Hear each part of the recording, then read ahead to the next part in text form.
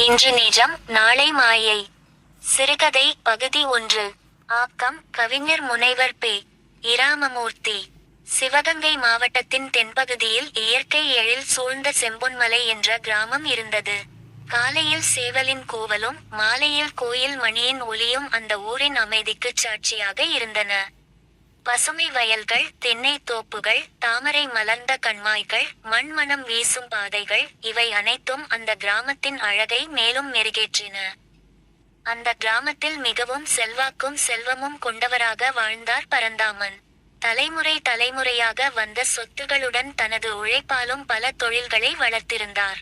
அரிசி ஆலை, விவசாய நிலங்கள், கட்டுமான நிறுவனம், வாடகை கட்டிடங்கள் என அவரது செல்வத்திற்கு எல்லையே இல்லை. ஆனால் செல்வம் அதிகரித்த அளவிற்கு அவரது மனதில் மனிதநேயம் குறைந்து கொண்டே போனது. பணம் இருந்தால் உலகமே நம் காலடியில் இருக்கும்.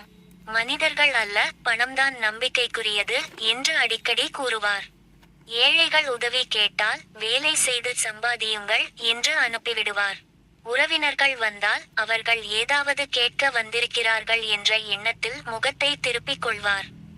ஊரில் யாராவது முன்னேறினால் அவர்களை பாராட்டுவதற்கு பதிலாக குறை கூறுவார். அவரது மனைவி யாழினி அதற்கு நேர்மாறான குணம் கொண்டவள். நமக்கு கிடைத்த செல்வத்தில் ஒரு பகுதியையாவது பிறருடன் பகிர்ந்து கொண்டால் எத்தனை பேரின் வாழ்க்கை மலரும் என்று அவள் அடிக்கடி கூறுவாள். நான் உழைத்துச் சம்பாதித்ததை ஏன் பிறருக்கு கொடுக்க வேண்டும் என்று பரந்தாமன் கடுமையாக பதிலளிப்பார். யாழினி அமைதியாக சிரித்து விடுவாள். காலம் ஒரு நாள் அவருக்கு உண்மையை புரிய வைக்கும் என்று அவள் நம்பினாள். ஒரு நாள் பரந்தாமனின் பள்ளி நண்பரான அறிவழகன் அவரை சந்திக்க வந்தார். அரசு மேல்நிலை பள்ளியில் தமிழாசிரியராக பணியாற்றிய அவர் எளிமையான வாழ்க்கையையும் உயர்ந்த மனிதநேயத்தையும் கொண்டவர்.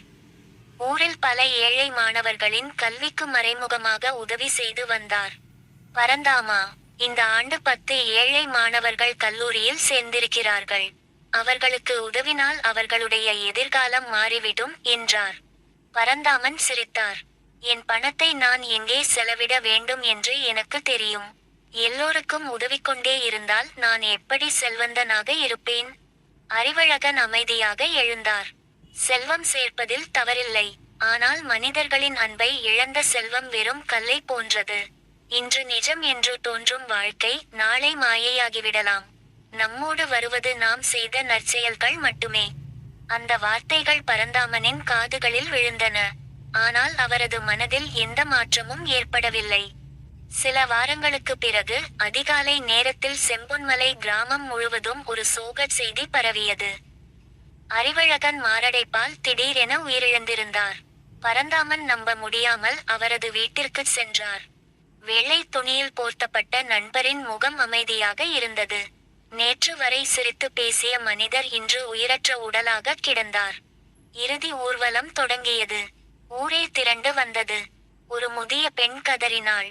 என் மகனுக்கு வேலை கிடைக்கும் வரை மாதம் மாதம் அரிசி வாங்கி கொடுத்தவர் இவர்தான். ஒரு மாணவன் கண்ணீருடன் கூறினான். நான் இன்று பொறியியல் படிக்கிறேன் என்றால் அதற்கு காரணம் ஆசிரியர் ஐயாதான். மற்றொருவர், என் தங்கையின் திருமணத்தை நடத்த உதவியவர் இவர்தான் என்றார். ஒவ்வொரு கண்ணீருக்கு பின்னாலும் ஒரு நன்றி கதை இருந்தது. அவற்றை கேட்டுக்கொண்டிருந்த பரந்தாமனின் மனதில் ஒரு கேள்வி எழுந்தது. நான் இறந்தால் என்னை நினைத்து இவ்வளவு பேர் கண்ணீர் விடுவார்களா? அந்த கேள்விக்கு பதில் சொல்ல முடியாமல் அவர் தலைகுனிந்து நின்றார். அந்த நாள் மாலையில் சூரியன் மறைந்து கொண்டிருந்தான். வானம் செம்மஞ்சள் நிறத்தில் காட்சியளித்தது. அறிவழகன் கூறிய கடைசி வார்த்தைகள் பரந்தாமனின் உள்ளத்தில் மீண்டும் ஒலித்தன. இன்று நிஜம், நாளை மாயை.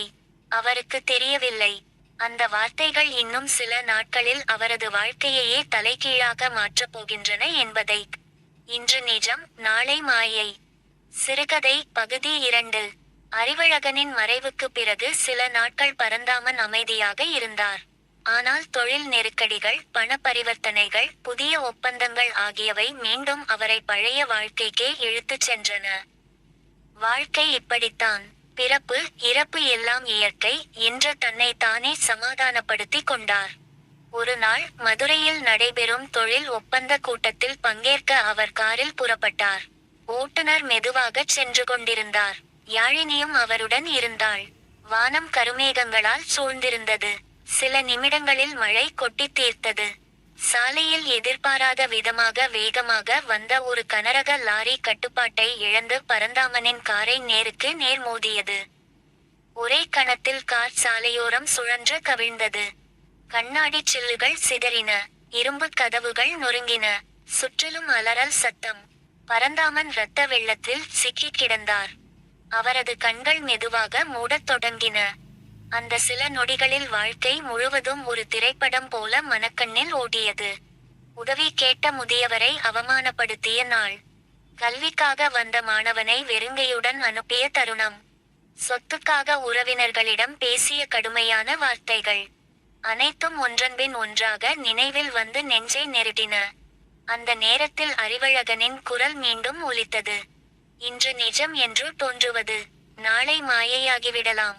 அவசர சிகிச்சை பிரிவில் மருத்துவர்கள் பல மணி நேரம் போராடினர். உயிர் பிழைப்பது கடினம், இருந்தாலும் முயற்சிக்கிறோம் என்றார் மூத்த மருத்துவர். யாழினி மருத்துவமனை வாசலில் கண்ணீருடன் இறைவனை வேண்டிக் கொண்டிருந்தாள். 3 நாட்கள் பரந்தாமன் நினைவின்றி இருந்தார். 4வது நாள் அவர் மெதுவாக கண் திறந்தார். முதலில் பார்த்தது வெள்ளை நிற மருத்துவமனை மேற்கூரையை. அடுத்து பார்த்தது தனது கையை இறுக பற்றியிருந்த யாழினியின் கண்ணீரான முகத்தை. நீங்கள் திரும்ப கிடைத்ததே எனக்கு பெரிய வரம் என்றாள் அவள். பரந்தாமன் பேச முடியவில்லை. கண்களில் மட்டும் கண்ணீர் வழிந்தது. அவர் சிகிச்சை பெற்ற அறைக்கு அடுத்த படுக்கையில் 75 வயது முதியவர் ஒருவர் இருந்தார். எளிய உடை, முகத்தில் அமைதி. ஒரு நாள் அவர் மெதுவாக கேட்டார், மகனே, உனக்கு என்ன தொழில்? வியாபாரம். நிறைய சொத்து இருக்குமா? ஆம். முதியவர் புன்னகைத்தார். நானும் ஒரு காலத்தில் பெரிய வியாபாரிதான். இன்று இந்த மருத்துவமனை படுக்கையில் படுத்திருக்கிறேன். என் வங்கிக் கணக்குகள் எனக்காக வலியை வாங்கி கொடுக்கவில்லை. என் நிலங்கள் எனக்கு ஒரு நிமிடம் கூட ஆயுளை நீட்டிக்கவில்லை. பரந்தாமன் அமைதியாக கேட்டுக்கொண்டிருந்தார். மனிதன் இறைவனிடம் எடுத்துச் செல்ல முடிவது அவன் செய்த நன்மைகள் மட்டுமே. பணம் நிழல் மாதிரி. சூரியன் மறைந்தால் நிழலும் மறைந்து விடும். அந்த வார்த்தைகள் பரந்தாமனின் இதயத்தில் ஆழமாக பதிந்தன. ஒரு வாரம் கழித்து மருத்துவர் கூறினார், நீங்கள் உயிர் பிழைத்தது மருத்துவ அதிசயமல்ல, கடவுளின் அருள். இனி வாழ்க்கையை அமைதியாக வாழுங்கள். மருத்துவமனையை விட்டு வெளியே வந்த பரந்தாமன் வாசலில் நின்று நீண்ட நேரம் வானத்தை பார்த்தார். அவருக்கு வாழ்க்கை புதிதாக தோன்றியது. அன்று வீட்டிற்கு திரும்பியதும் தனது அலுவலக அறைக்குள் சென்று பல ஆண்டுகளாக வைத்திருந்த கணக்கு புத்தகங்களை பார்த்தார். கோடிக்கணக்கான வரவு செலவுகள், நிலங்களின் பத்திரங்கள், வங்கிக் கணக்குகள். அவற்றை சில நிமிடங்கள் பார்த்து கொண்டிருந்தார். பிறகு மெதுவாக மூடி வைத்தார். இவை அனைத்தும் என்னுடன் வரப்போவதில்லை என்று தனக்குத்தானே கூறிக்கொண்டார். அந்த இரவு யாழினியிடம் அவர் முதல் முறையாக சொன்னார், நான் இதுவரை வாழ்ந்த வாழ்க்கை தவறு. இனிமேல் என் செல்வம் மக்களின் வாழ்க்கையை ஒளிரச் செய்ய வேண்டும். யாழினியின் கண்களில் ஆனந்த கண்ணீர் வழிந்தது. அவள் அமைதியாக கூறினாள், இன்று நீங்கள் உண்மையாக பிறந்திருக்கிறீர்கள். அடுத்த நாள் காலையில் பரந்தாமன் ஒரு புதிய முடிவுடன் வீட்டை விட்டு வெளியேறினார். அந்த முடிவு செம்பொன்மலை கிராமத்தின் வரலாற்றையே மாற்றப் போகிறது. இன்று நிஜம், நாளை மாயை. சிறுகதை பகுதி 3 நிறைவு. அடுத்த நாள் காலையிலேயே பரந்தாமன் தனது அலுவலகத்திற்கு வந்தார். பல ஆண்டுகளாக இலாபம், முதலீடு, சொத்து வாங்குதல் பற்றியே பேசிய அந்த அறையில் அன்று முதன்முறையாக மனிதநேயம் பேசப்பட்டது. இன்று முதல் நமது நிறுவனத்தின் இலாபத்தில் ஒரு பகுதி சமூக நலத்திற்காக ஒதுக்கப்படும் என்று அறிவித்தார். அவரது மேலாளர்கள் ஒருவரை ஒருவர் ஆச்சரியத்துடன் பார்த்தனர். சில வாரங்களிலேயே அறிவொளி அறக்கட்டளை தொடங்கப்பட்டது.